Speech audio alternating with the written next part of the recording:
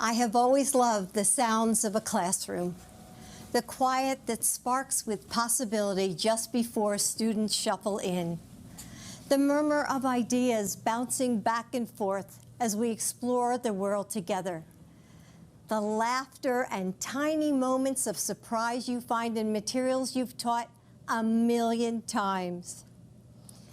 When I taught English here at Brandywine High School, I would spend my summer preparing for the school year about to start, filled with anticipation.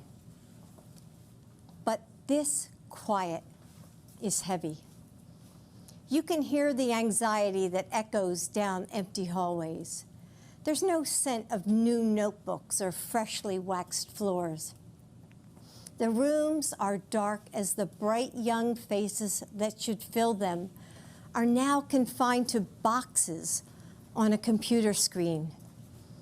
I hear it from so many of you. The frustration of parents juggling work while they support their children's learning, or are afraid that their kids might get sick from school. The concern of every person working without enough protection. The despair in the lines that stretch out before food banks. And the indescribable sorrow that follows every lonely last breath when the ventilators turn off. As a mother and a grandmother, as an American, I am heartbroken by the magnitude of this loss, by the failure to protect our communities, by every precious and irreplaceable life gone. Like so many of you, I'm left asking, how do I keep my family safe? You know, motherhood came to me in a way I never expected. I fell in love with a man and two little boys standing in the wreckage of unthinkable loss, mourning a wife and mother, a daughter and sister. I never imagined at the age of 26 I would be asking myself, how do you make a broken family whole?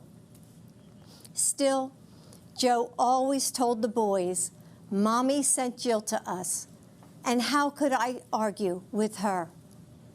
And so we figured it out together in those big moments that would go by too fast, Thanksgivings and state championships, birthdays and weddings, in the mundane ones that we didn't even know were shaping our lives, reading stories piled on the couch, rowdy Sunday dinners and silly arguments, listening to the faint sounds of laughter that would float downstairs as Joe put the kids to bed every night, while I studied for grad school or graded papers under the pale yellow kitchen lamp, the dinner dishes waiting in the sink.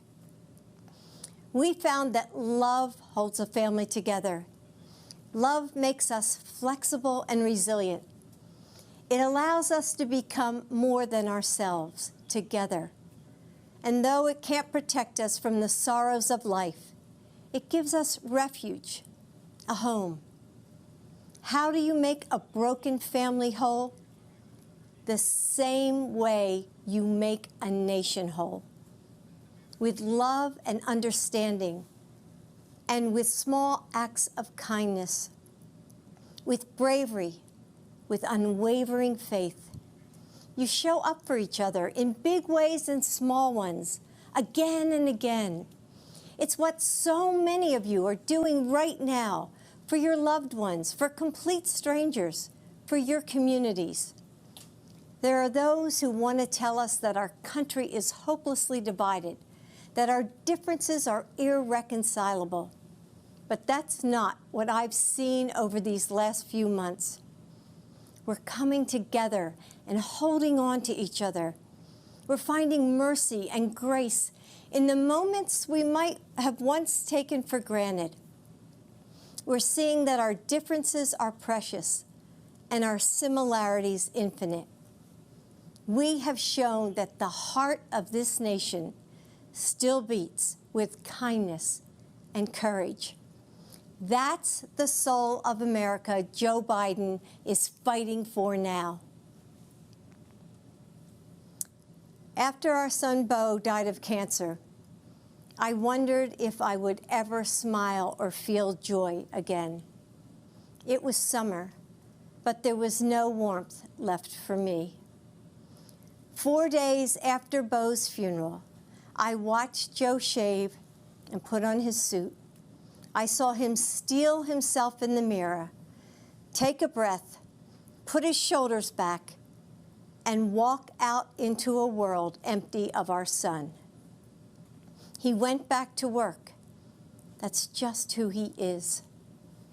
There are times when I couldn't even imagine how he did it, how he put one foot in front of the other and kept going. But I've always understood why he did it. For the daughter who convinces her mom to finally get a breast cancer screening and misses work to drive her to the clinic. For the community college student who has faced homelessness and survived abuse, but finds the grit to finish her degree and make a good life for her kids. For the little boy whose mom is serving as a Marine in Iraq, who puts on a brave face in his video call and doesn't complain when the only thing he wants for his birthday is to be with her. For all those people Joe gives his personal phone number to at rope lines and events, the ones he talks to for hours after dinner, helping them smile through their loss, letting them know that they aren't alone. He does it for you. Joe's purpose has always driven him forward. His strength of will is unstoppable, and his faith is unshakable. Because it's not in politicians or political parties or even in himself.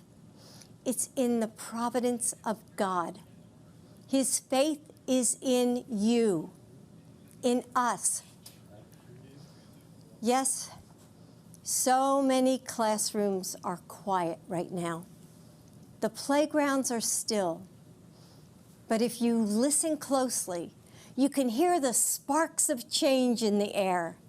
Across this country, educators, parents, first responders, Americans of all walks of life are putting their shoulders back, fighting for each other. We haven't given up. We just need leadership worthy of our nation, worthy of you, honest leadership to bring us back together, to recover from this pandemic and prepare for whatever else is next. Leadership to reimagine what our nation will be. That's Joe.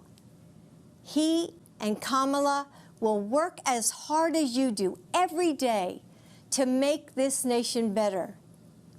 And if I have the honor of serving as your First Lady, I will too.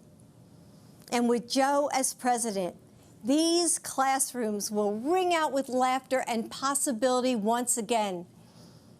The burdens we carry are heavy, and we need someone with strong shoulders.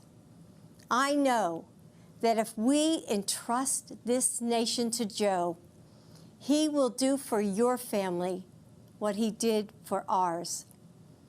Bring us together and make us whole. Carry us forward in our time of need. Keep the promise of America for all of us. Great job. God, I love you. How are you? Hey, everyone. I'm Jill Biden's husband. As you heard tonight, excuse me, you can see why she's the love of my life, the rock of our family. She never gives herself much credit. But the truth is, she's the strongest person I know. She's a backbone like a ramrod. She loves fiercely, cares deeply. Nothing stops her when she sets her mind to getting something right. And you know, for all of you out there across the country, just think of your favorite educator who gave you the confidence to believe in yourself. That's the kind of First Lady, this Jill Biden will be. God love you. So go to JoeBiden.com to join our campaign. Thank you all for watching. I'll see you soon. Thank you.